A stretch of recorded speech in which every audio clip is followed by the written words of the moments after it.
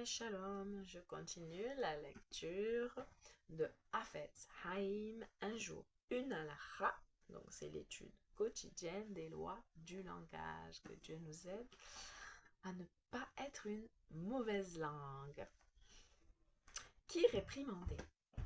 Lorsque l'obligation de réprimander s'impose, un homme doit même interrompre son père ou sa mère s'ils disent du lachon hara et leur expliquer avec tout le respect voulu qu'il ne convient pas de parler comme ils le font. Il n'y a pas non plus lieu de laisser un rave dire du lachon hara. Il serait toutefois irrespectueux d'accuser un rave de dire du lachon hara. Il vaut donc mieux lui demander d'expliquer pourquoi il est autorisé à parler comme il le fait. L'obligation de réprimander son prochain ne s'applique pas aux enfants, mais en vertu de l'obligation de Hinouk qui leur incombe, les parents et les maîtres doivent apprendre aux enfants dont ils ont la charge à observer correctement les mitzvot.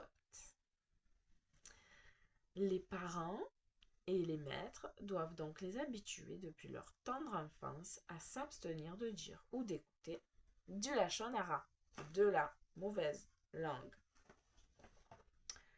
Plus on s'habitue à juger favorablement les autres, moins on a de chances de dire du lachon hara. Juger les autres favorablement. La Torah dit, tu jugeras favorablement ton prochain. De Vaikra, chapitre 19, verset 15. Selon les sages, cela signifie qu'il faut lui accorder le bénéfice du doute. Cette mitzvah est l'une de celles dont on mange l'usufruit dans ce monde, mais dont on conserve le capital pour le monde à venir. Cette attitude est primordiale si on veut observer pratiquement, parfaitement le Shemirat à Lachon. Accorder le bénéfice du doute, c'est se persuader qu'une personne censée avoir commis une mauvaise action a sans doute agi involontairement ou par ignorance, ou bien qu'elle avait le droit d'agir de cette manière, c'est-à-dire qu'aucune faute n'a en réalité été commise.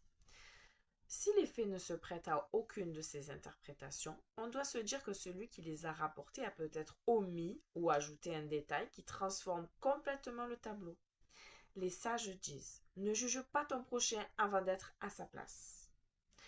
Plus on s'habitue à juger favorablement les autres, moins on a de chances de se laisser aller à dire du lachon hara.